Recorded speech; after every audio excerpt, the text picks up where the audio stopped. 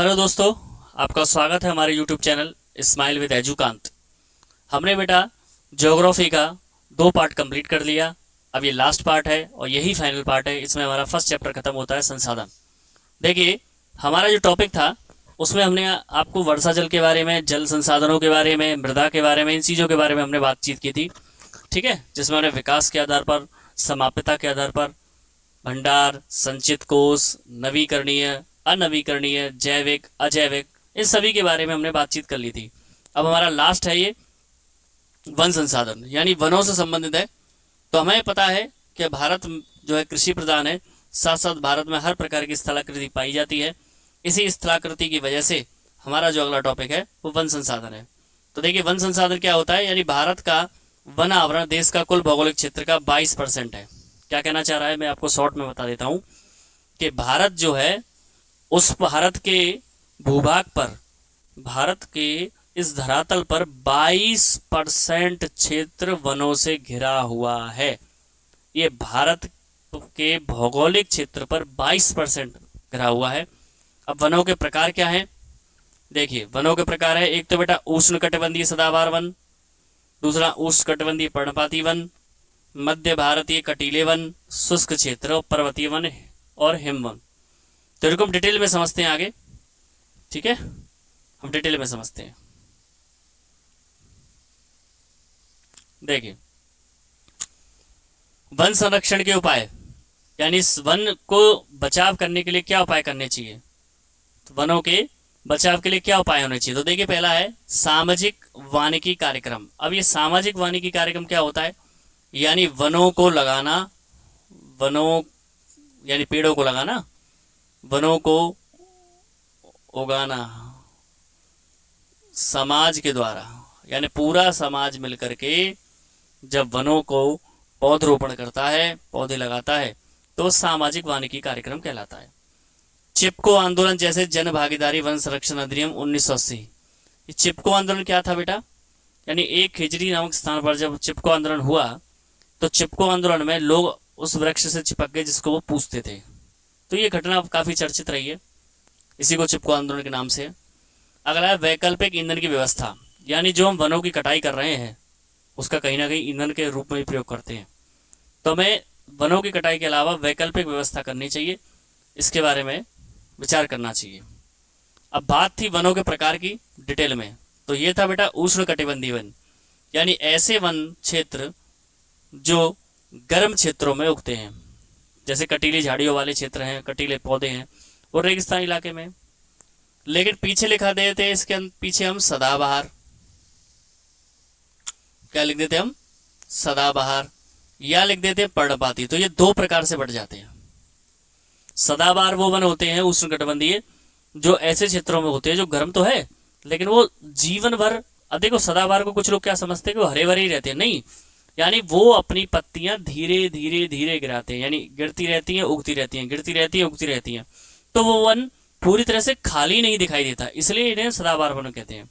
लेकिन पर्णपाती वन क्या होते हैं, यानी ऐसे वन जो एक विशेष ऋतु में जाकर के अपनी पत्तियों को एक साथ नीचे गिरा देते, तो वो सूखा दिखाई देता है, इसलिए हम पर्णपाती वन कहते हैं। अगला है बेटा जैसे मरुस्थलीय। अब मरुस्थलीय वन किसे कहेंगे, यानी मरुस्थल में उगने वाली कटीली झाड़ियां, ये सब हमारे मरुस्थलीय वन की कैटेगरी में आते हैं। एक आता है बेटा जैसे हिमालय वन। हिमालय वन क्या होता है, यानी जो पर्वतीय इलाकों में, हिमालय के क्षेत्र में जो पाए जाते हैं वो हिमालय वन होते हैं। ठीक है बेटा, तो इस प्रकार से हमारे वनों के प्रकार हैं। अगला है हमारा खनिज संसाधन। क्या है बेटा, खनिज संसाधन। तो हम सभी जानते हैं कि भारत खनिज संपदा का देश है। भारत किसका देश है, खनिज संपदा का देश है। तो इसमें हम देखें तो जैसे पहला है हमारा लौह अयस्क, इसको मैं थोड़ा सा रेड कलर यूज कर लेता हूं। क्या है हमारा लौह अयस्क। लौह अयस्क का मतलब ये धातु है जो जहां जिसके मुख्य उत्पादक क्या है, झारखंड और उड़ीसा। ध्यान रखिएगा, झारखंड और उड़ीसा। तो अगर आप ध्यान से देखें तो झारखंड और उड़ीसा में सबसे ज्यादा लोहे के खनिज संसाधन है। दूसरा है बॉक्साइट। बॉक्साइट भी धातु ही है, ये भी कहां पर है, उड़ीसा, लेकिन यहाँ पर एक जगह चेंज होगी, झारखंड की जगह गुजरात। ठीक है बेटा, तो हम ये समझ सकते हैं कि उड़ीसा यानी उड़ीसा नाम दोनों जगह आएगा, किसमें, लौह अयस्क में और बेटा बॉक्साइट के में। ठीक है, लौह अयस्क और बॉक्साइट में आएगा। और झारखंड की बात करें तो झारखंड जो है खनिज संसाधनों में एक तो लौह अयस्क में भी है और साथ साथ कोयले का भी क्षेत्र है। ठीक है, तो हम इसे अब सीरियल वाइज समझाते हैं आपको कि लौह अयस्क में झारखंड उड़ीसा, बॉक्साइट में उड़ीसा और गुजरात, कोयले में झारखंड और छत्तीसगढ़, पेट्रोल में असम, मुंबई हाई, मुंबई नहीं मुंबई हाई, और चूना पत्थर मध्य प्रदेश और राजस्थान। चूना पत्थर इसलिए कह रहे हैं कि ये आपने देखा होगा मार्बल का काम है, मार्बल की चीजें हैं, मार्बल का पत्थर है, ज्यादातर इमारतें भी जो है राजस्थान से लाए गए पत्थर के द्वारा बनी हुई है, इसलिए। अब आता है बेटा लास्ट, इसी से खनिज से संबंधित वो हमारा टॉपिक है कि खनिज संरक्षण के हमें बचाव कैसे करना चाहिए, यानी खनिज संरक्षण के उपाय।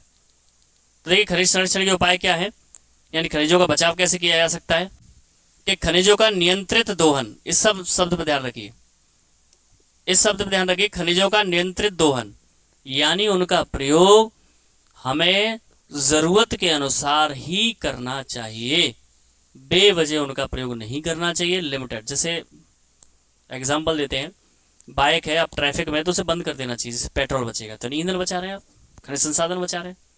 उसे चालू रखते हैं, स्टार्ट रखते हैं, तो इससे बेकार हो रहा है। अगला पुनर्चक्रण को बढ़ावा, यानी हमें संसाधनों का क्या करना चाहिए, पुनर्चक्रण करना चाहिए, यानी उनको दोबारा रीयूज करना चाहिए। ठीक है, अगला कम गुणवत्ता वाले खनिजों का उपयोग, वैकल्पिक सामग्री का विकास, यानी हमें खनिजों के साथ साथ उनका एक विकल्प यानी अल्टरनेट ढूंढ लेना चाहिए कि कल को हमारे खनिज संसाधन बिल्कुल विलुप्त होने के कगार पर आ जाए तो उनके स्थान पर हम उन संसाधनों का प्रयोग कर सकें। अब आता है सतत विकास। सतत माने सही तरीके से किया जाने वाला विकास, लगातार किया जाने वाला विकास। यही सतत विकास वह विकास है जो वर्तमान पीढ़ी की आवश्यकताओं को पूरा करते हुए भविष्य की पीढ़ियों की आवश्यकताओं से समझौता ना करे। इसको हम इसी भाषा में समझते हैं अपनी में कि सतत विकास वो होता है कि यानी ऐसा संसाधनों का प्रयोग जो वर्तमान की पीढ़ियों की पूर्ति करे और भविष्य की पीढ़ियां उससे वंचित ना रह जाएं, यानी आज हम पूरा प्रयोग कर ले आगे के लिए ना बचे, ये गलत है। तो संसाधनों का वह प्रयोग जो वर्तमान की आवश्यकताओं को पूरा करे और भविष्य की आवश्यकताओं से समझौता ना करे या भविष्य की पीढ़ियां उससे वंचित ना रह जाएं। ठीक है, अगला है बेटा सतत विकास के सिद्धांत। सिद्धांत क्या है, यही सतत विकास जो है वो क्या चाहता है, वो ये चाहता है कि संसाधनों की सुरक्षा हो, पर्यावरण भी सुरक्षित रहे, समाज में समानता बनी रहे। समाज में समानता कैसे बेटा, कि संसाधन पैसे वाले लोगों के हाथों में चला गया ऐसा ना हो, लेकिन संसाधन जो है सभी को बराबर मिले, यानी विवेकहीन, यानी हम ये कह सकते हैं संसाधनहीन कोई ना रहे, सभी उसका प्रयोग कर सकें। अगला है आर्थिक विकास। संसाधन होंगे तो देश का तो विकास वाजिब ही है। और रणनीति क्या है सतत विकास के लिए, कि जनसंख्या पर कंट्रोल किया जाए। जब जनसंख्या कंट्रोल में होगी तो हम संसाधनों का लिमिटेड प्रयोग कर पाएंगे, कम लोग होंगे तो संसाधन का प्रयोग कम होगा। अगला है प्रदूषण नियंत्रण होगा, वैकल्पिक ऊर्जा स्रोतों का विकास होगा। अच्छा, जैविक खेती को बढ़ावा, इसके ऊपर बहुत जोर दिया जा रहा है आजकल। हम रसायनों का बहुत प्रयोग कर रहे हैं, इससे खेती भी नुकसान हो रही है, मृदा को भी नुकसान पहुंच रहा है, जल संसाधन को भी नुकसान पहुंच रहा है। जल संसाधन है भूमिगत जल को, तो हमें जैविक खेती को बढ़ावा देना चाहिए। ऑर्गेनिक खेती यानी खाद वगैरह जो आप यूज करते हैं वो केमिकल का नहीं बल्कि नेचुरल होना चाहिए। अब है मोस्ट एंड फाइनल जन जागरूकता, यानी लोगों को इसके बारे में हमें क्या करना चाहिए बेटा, जागरूक जरूर करना चाहिए, तभी तो वो कर पाएंगे इन चीज़ों पर ध्यान। तो हमारा ये चैप्टर यहाँ पर फिनिश होता है और आशा करता हूँ आपको समझ में आया होगा। इसी आशा के साथ हमारा ज्योग्राफी का चैप्टर खत्म, संसाधन। और आप चैनल से जुड़े रहिएगा। किसी भी समस्या के लिए आप लाइक कीजिए, शेयर कीजिए, कमेंट कीजिए और कमेंट में अपनी समस्या को जरूर बताइए, हम उसको सॉल्व करने की पूरी कोशिश करेंगे। चैनल से जुड़े रहिए। Stay healthy and stay fit. जय श्री श्याम।